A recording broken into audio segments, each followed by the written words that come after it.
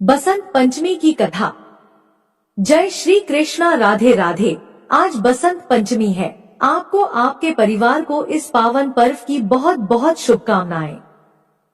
बसंत पंचमी हिंदुओं का प्रमुख त्योहार है और बसंत पंचमी को श्री पंचमी और ज्ञान पंचमी भी कहा जाता है। यह त्योहार माघ के महीने में शुक्ल पंचमी के दिन मनाया जाता है। यदि हिंदू मान्यताओं के अनुसार देखा जाए तो इस दिन देवी सरस्वती का जन्म हुआ था। यही कारण है कि यह त्योहार हिंदुओं के लिए बहुत खास है। इस त्योहार पर पवित्र नदियों में लोग स्नान आदि करते हैं। इसके साथ ही हाथी बसंत मेला आदि का भी आयोजन किया जाता है। बसंत पंचमी के दिन को बच्चों की शिक्षा दीक्षा के आरंभ के लिए शुभ मानते हैं। इस दिन बच्चे की जीभ पर शहद से ओम बनाना चाहिए। माना जाता है कि इससे बच्चा ज्ञानवान होता है तथा शिक्षा जल्दी ग्रहण करने लगता है। 6 माह पूरे कर चुके बच्चों को अन्न का पहला निवाला भी इसी दिन खिलाया जाता है। अन्नप्राशन के लिए यह दिन अत्यंत शुभ है। पूरे वर्ष को 6 ऋतुओं में बांटा जाता है, जिसमें वसंत ऋतु, ग्रीष्म ऋतु, वर्षा ऋतु, शरद ऋतु, हेमंत ऋतु और शिशिर ऋतु शामिल है। इस सभी ऋतुओं में से वसंत को सभी ऋतुओं का राजा माना जाता है। इसी कारण इस दिन को बसंत पंचमी कहा जाता है तथा इसी दिन से बसंत ऋतु की शुरुआत होती है। इस ऋतु में खेतों में फसलें लहलहा उठती है और फूल खिलने लगते हैं एवं हर जगह खुशहाली नजर आती है। मान्यता है कि इस दिन माता सरस्वती का जन्म हुआ था, इसलिए बसंत पंचमी के दिन सरस्वती माता की विशेष पूजा का आयोजन किया जाता है। माँ सरस्वती को विद्या एवं बुद्धि की देवी माना जाता है। बसंत पंचमी के दिन माँ सरस्वती से विद्या, बुद्धि, कला एवं ज्ञान का वरदान मांगा जाता है। इस दिन लोगों को पीले रंग के कपड़े पहनकर पीले फूलों से देवी सरस्वती की पूजा करनी चाहिए एवं लोग पतंग उड़ाते और खाद्य सामग्री में मीठे पीले रंग के चावल का सेवन करते हैं। पीले रंग को बसंत का प्रतीक माना जाता है। बसंत पंचमी का त्योहार बड़ी ही धूमधाम से मनाया जाता है। इस दिन देवी सरस्वती की पूजा करने के पीछे एक पौराणिक कथा है। बसंत पंचमी की पौराणिक कथा के अनुसार सृष्टि के प्रारंभिक काल में भगवान विष्णु की आज्ञा से ब्रह्मा जी ने मनुष्य योनि की रचना की, परंतु वह अपनी सुर जनता से संतुष्ट नहीं थे। तब उन्होंने विष्णु जी से आज्ञा लेकर अपने कमंडल से जल को पृथ्वी पर छिड़क दिया, जिससे पृथ्वी पर कंपन होने लगा और एक अद्भुत शक्ति के रूप में चतुर्भुजी सुंदर स्त्री प्रकट हुई, जिनके एक हाथ में बीड़ा और दूसरे हाथ में वर मुद्रा थी, वहीं अन्य दोनों हाथों में पुस्तक एवं माला थी। जब इन देवी ने बीड़ा का मधुर तान दिया तो संसार के समस्त जीव जंतु को वाणी प्राप्त हो गई। तब ब्रह्मा जी ने उस देवी को वाणी की देवी सरस्वती कहा। सरस्वती को बागेश्वरी, भगवती, शारदा, बीड़ा वादिनी और भाग्य देवी सहित अनेक नामों से पूजा जाता है। संगीत की उत्पत्ति करने के कारण वह संगीत की देवी भी है। इस तरह से देवी सरस्वती का प्रकट होना हुआ।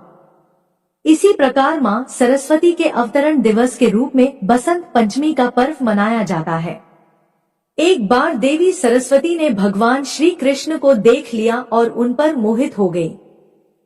वह उन्हें पति के रूप में पाना चाहती थी, किंतु जब भगवान श्री कृष्ण को पता चला तो उन्होंने कहा कि वह केवल रुक्मिणी के प्रति समर्पित है। लेकिन सरस्वती जी को मनाने के लिए उन्होंने वरदान दे दिया कि आज से माघ माह के शुक्ल पक्ष की पंचमी को समस्त विश्व आपकी विद्या के रूप में ज्ञान की देवी के रूप में पूजा करेगा। उसी समय भगवान श्री कृष्ण ने सबसे पहले देवी सरस्वती की पूजा की। तब से लेकर निरंतर बसंत पंचमी के दिन माँ सरस्वती की पूजा लोगों द्वारा की जाती है। जय हो माता शारदा। हे माँ भवानी, अपने सभी भक्तों पर कृपा दृष्टि बनाए रखें। माँ जय माँ अंबिका। प्रिय श्रोताओं, अब आप श्रवण करेंगे माँ सरस्वती की बहुत ही अद्भुत अनोखी कथा। इस कथा के अनुसार मद्रास नामक स्थान पर बहुत समय पहले एक ब्राह्मण रहता था। उस समय सरस्वती और लक्ष्मी की आपस में नहीं बनती थी, इसलिए वह सरस्वती का पुजारी ब्राह्मण निर्धन था। वह प्राचीन परंपरा के अनुसार शिष्यों को पढ़ाता था। गुरुकुल की परंपरा के अनुसार शिष्य उसके लिए गांव जाकर भिक्षा मांगते थे। भिक्षा में जो भी मिलता था उसी से उसका गुजारा हो जाता था। ब्राह्मण की पत्नी को बच्चा होने वाला था। ऐसे में ब्राह्मण की पत्नी को चिंता होने लगी कि उसकी संतान का लालन पोषण इतनी गरीबी में कैसे होगा। इसी बात को लेकर वह अक्सर ब्राह्मण को उसकी गरीबी के लिए ताने मारने लगी। वे कहती, ना जाने मुझे किन कर्मों की सजा मिली है जो मेरा विवाह मेरे पिता ने एक कंगाल से कर दिया। यह बात ब्राह्मण को अच्छी नहीं लगी। ताने सुन सुनकर वह परेशान हो चुका था। फिर एक दिन उसने एक फैसला लिया और अपने सबसे प्रिय, सूझबूझ वाले और तेजस्वी शिष्य को बुलाकर सारी जिम्मेदारी उसे दे दी। इसके बाद 4-5 महीने में लौटने का आश्वासन देकर धन कमाने राजधानी चला गया। ब्राह्मण के जाने के बाद उस शिष्य ने अपनी सारी जिम्मेदारियां ईमानदारी के साथ निभाया। आसपास के गांव वालों को जब पता चला तो सब लोगों ने मिलकर ब्राह्मण के यहाँ अनाज और जरूरत की बाकी सामान भिजवा दिया। आश्रम में बाकी शिष्यों को वह शिक्षा देने लगा। इस तरह सब कुछ सही रास्ते पर चलने लगा। एक रात को ब्राह्मणी ने पुत्र को जन्म दिया। दरवाजे के पास खड़े शिष्य को जब पता चला तो उसने सोचा कि आगे क्या करना है। इस बारे में गांव के बुजुर्गों से सलाह लेनी चाहिए। वह जाने ही वाला था कि तभी वहां एक दुबला-पतला ब्राह्मण लाठी के सहारे चलते हुए वहां आया। उसकी वेशभूषा देखकर शिष्यों को लगा कि शायद वह कोई भिखारी है। शिष्य बोला, ओ बाबा, कौन हो तुम? आधी रात को यहाँ कैसे आना हुआ? तो उस बुजुर्ग ने कहा, अभी मत पूछो कौन हूँ मैं, मुझे कुछ काम है, मुझे अंदर जाने दो। उस दुबले-पतले ब्राह्मण ने जवाब दिया। तो उस शिष्य ने कहा, ऐसे कैसे जाने दूं? कम से कम अपना परिचय तो दीजिए। भला आप इस स्थिति में एक असहाय स्त्री के पास कैसे जा सकते हैं? शिष्य दरवाजे पर रास्ता रोके हुए खड़ा था। ब्राह्मण ने हंसते हुए जवाब दिया, तो सुनो, मैं विधाता हूँ, सबका भाग्य लिखने वाला। आज यहाँ बच्चा पैदा हुआ है तो बस उसी का भाग्य लिखने चला आया। भाग्य लिखने वाले को कौन रोक सकता है भला? इतना कहते हुए वह ब्राह्मण हंसते हुए शिष्य को हटाकर अंदर चला गया। जब वह बाहर आया तो उस शिष्य ने उत्सुकतावश पूछा, महाराज, आपने क्या लिखा उस नन्हे बच्चे के बारे में, मेरे गुरु भाई के बारे में? तो ब्राह्मण बोला, आज तक विधाता ने किसी को बताया है क्या कि उन्होंने किसके भाग्य में क्या लिखा है, परंतु शिष्य भी उन्हें ऐसे नहीं जाने देने वाला था। पीछा न छोड़ते देखकर ब्राह्मण विवश होकर बोला, यही जानना चाहते हो ना कि क्या लिखा है?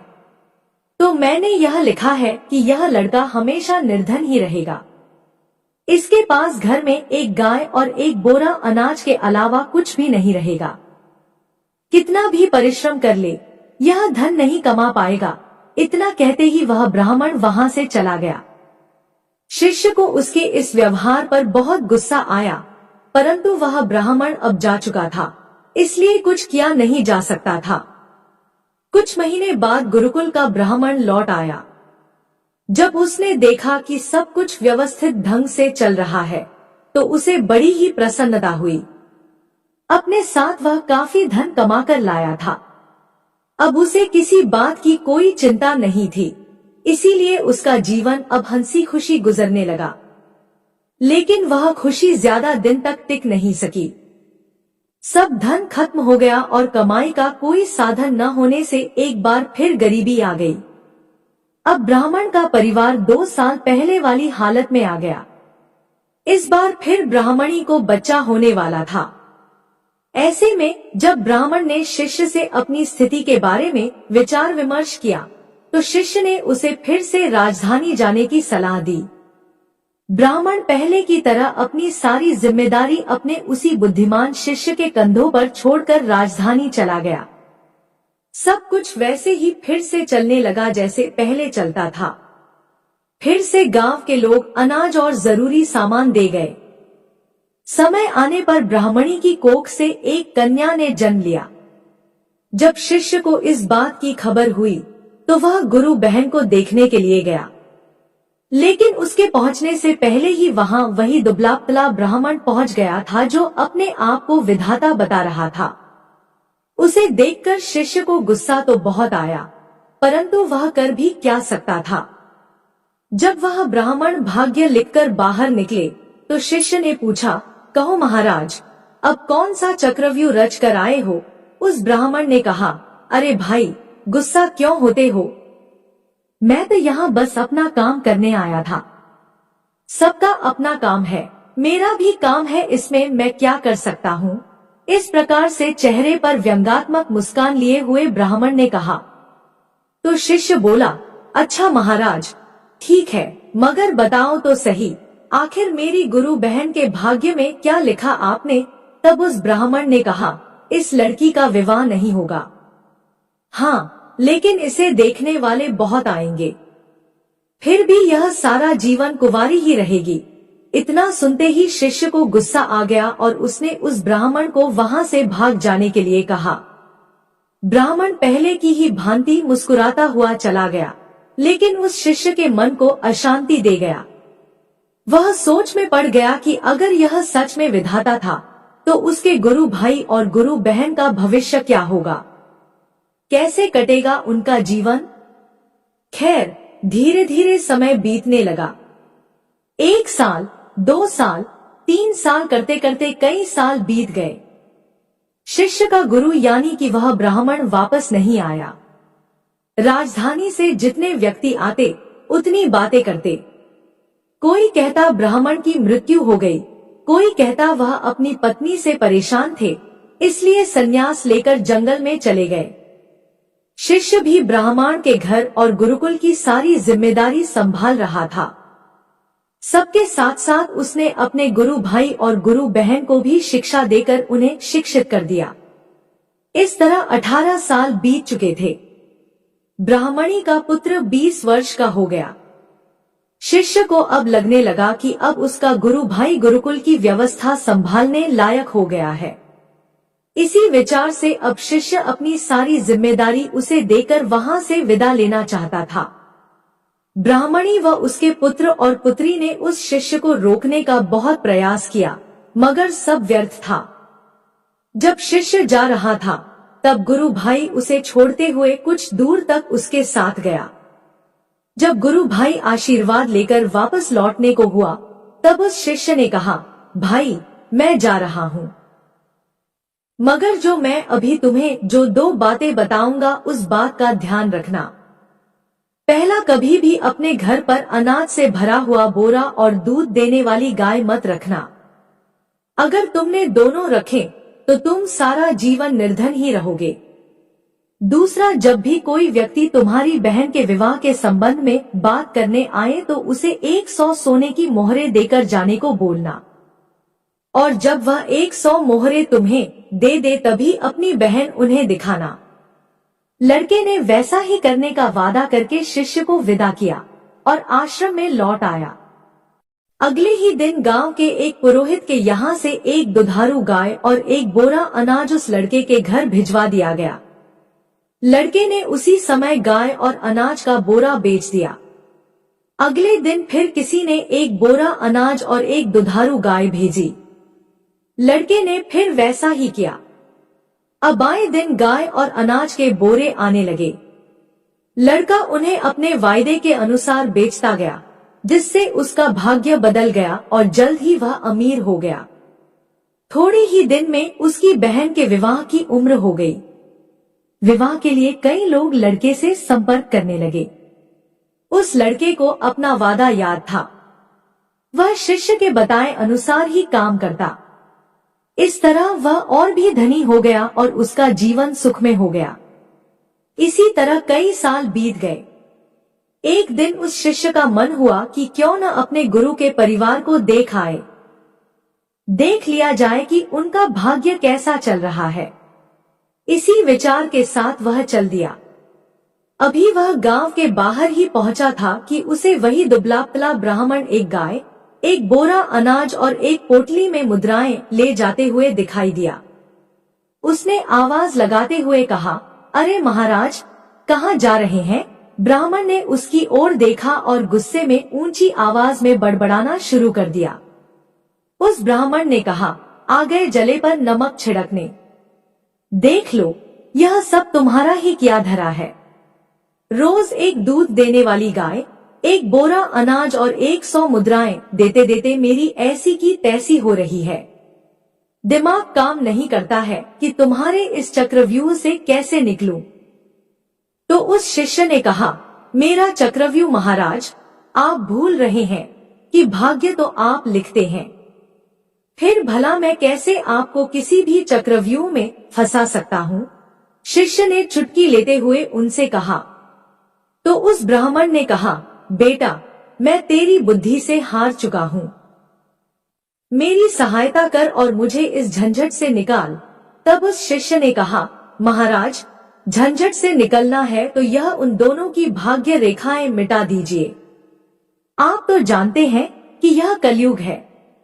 आज का इंसान स्वयं अपनी बुद्धि से अपना भाग्य बनाता है। उदाहरण आप देख ही रहे हैं।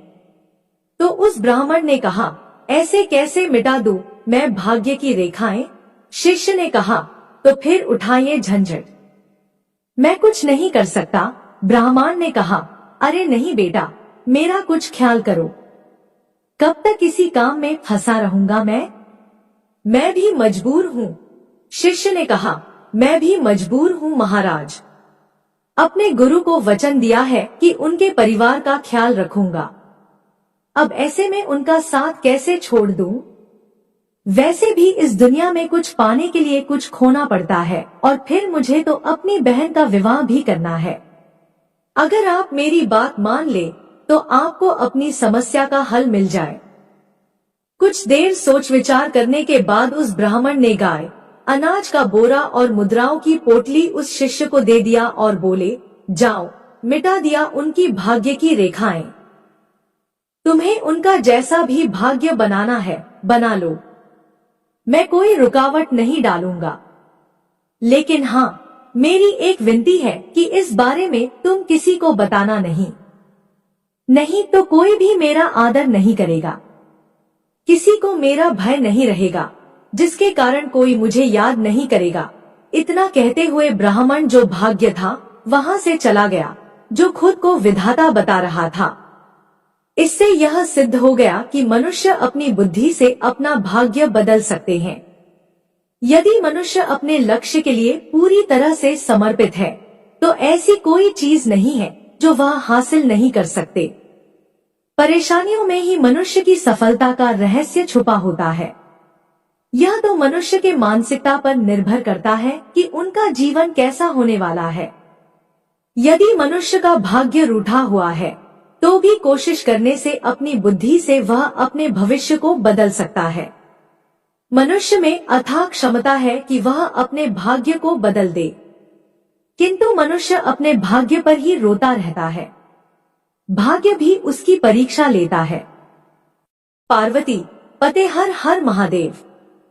ओम नमः शिवाय। अब आइए श्रवण करते हैं माता लक्ष्मी और माता सरस्वती की एक कथा का।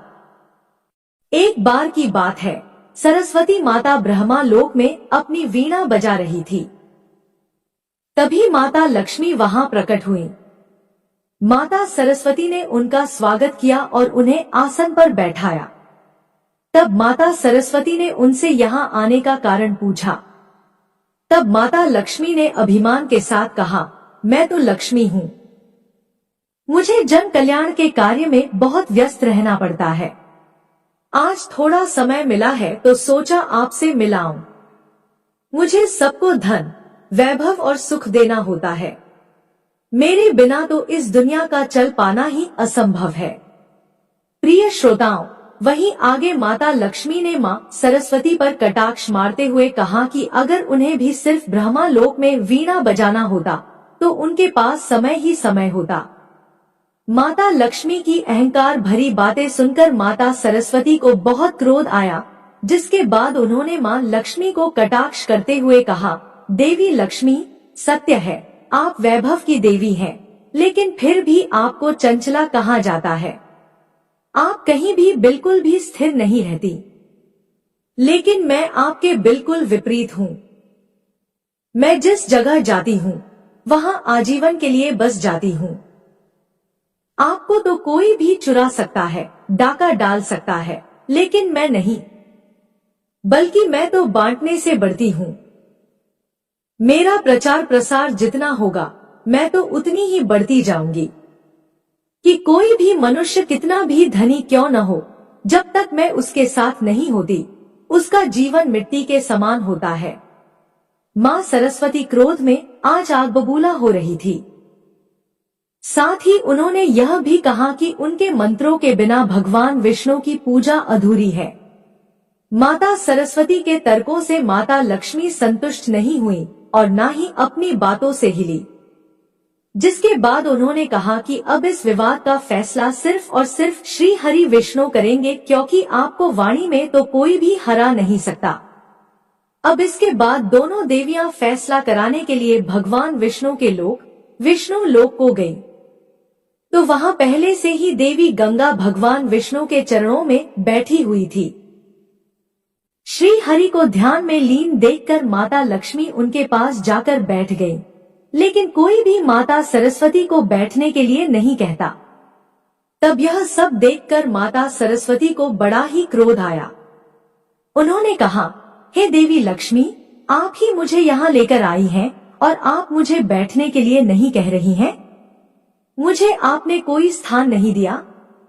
क्या विष्णु लोक में अतिथियों का ऐसे ही सत्कार किया जाता है? इस पर माता लक्ष्मी बोली, मेरा निवास श्री हरि के हृदय में है और देवी गंगा को स्वयं प्रभु हरि ने अपने चरणों में स्थान दिया है। इसके अलावा उनके पास जगह खाली नहीं है जहां आपको स्थान दिया जा सके। इतना कहकर दोनों देवियां माता लक्ष्मी और माता गंगा जोर जोर से हंसने लगी। अपना उपहास उड़ता देखकर माता सरस्वती के क्रोध की सीमा ही नहीं रही। मां सरस्वती ने मां लक्ष्मी से कहा, आपको बड़ा अभिमान है अपने वैभव और श्री हरि के हृदय में होने का, तो मैं आपको यहाँ से दूर कर दूंगी और मैं एक दिन भगवान श्री हरि विष्णु के हृदय में स्थापित हो जाऊंगी। यह कहकर माता सरस्वती ने माता लक्ष्मी को श्राप दे दिया और कहा कि आप विष्णु लोक छोड़कर धरती पर चली जाएंगी, जहाँ आप तुलसी के रूप में जन्म लेंगी, जहाँ जाकर आपका भगवान विष्णु से कोई संबंध नहीं रहेगा और धरती पर आपका विवाह किसी असुर से होगा। प्रिय श्रोताओं, वहीं माता लक्ष्मी को दिए गए श्राप को सुनकर देवी गंगा को मां सरस्वती पर क्रोध आ गया और उन्होंने माता सरस्वती को श्राप दे दिया कि वे एक नदी के रूप में पृथ्वी लोक पर बहेंगी। यह श्राप का सिलसिला यही नहीं थमा। माता लक्ष्मी की तरफदारी में देवी गंगा ने मां सरस्वती को तो श्राप दे दिया, लेकिन माता सरस्वती को यह भेदभाव बिल्कुल भी नहीं भाया। उन्होंने क्रोधित होकर देवी गंगा को भी श्राप दे दिया कि मैं भी आपको श्राप देती हूँ कि आप भी पृथ्वी लोक पर नदी के रूप में बहेंगी और आप में कंकालों, हड्डियों इत्यादि को बहाए जाएंगे। प्रिय श्रोताओं, जब यह श्राप का सिलसिला खत्म हुआ तो तीनों देवियां पछताने लगी और इस श्राप से मुक्ति के लिए उपाय खोजने लगी। तभी भगवान विष्णु का नेत्र खुलता है और उन्होंने कहा, हे देवियों, मैंने आपकी बातों को सुना और समझा। आपको इस श्राप का फल तो भोगना ही पड़ेगा। यह बात माता गंगा को बहुत ही दुख देने लगी कि उन्हें अब मृत्यु लोक में जाना पड़ेगा, धरती पर जाकर वहां पर रहना होगा, सभी मनुष्यों के पापों को धोना पड़ेगा। धरती पर आने की बात सुनकर मां गंगा घबरा गई कि पापी लोग तो उनके जल से स्नान करेंगे और अपने पापों को वहां छोड़कर चले जाएंगे। वह सब मुझे अपने भीतर समाना पड़ेगा। कहते हैं कि हर घटना के पीछे कोई न कोई कारण अवश्य छिपा होता है। इस प्रकार मां गंगा धरती पर आई और तब से पापियों का उद्धार करती चली आ रही हैं। कहते हैं कि इस प्रकार मां सरस्वती द्वारा गंगा को श्राप दिया गया। श्राप भी सिद्ध हो गया और सरस्वती माता भी नदी बनकर पृथ्वी पर बहने लगी। जय सरस्वती माँ, जय गंगा माँ। हे माँ गंगा, हे सरस्वती माँ, अपने सभी भक्तों का कल्याण करना। ओम गंगा नमः। जय माता सरस्वती। अगर वीडियो पसंद आई तो हमारे चैनल को सब्सक्राइब करें। धन्यवाद।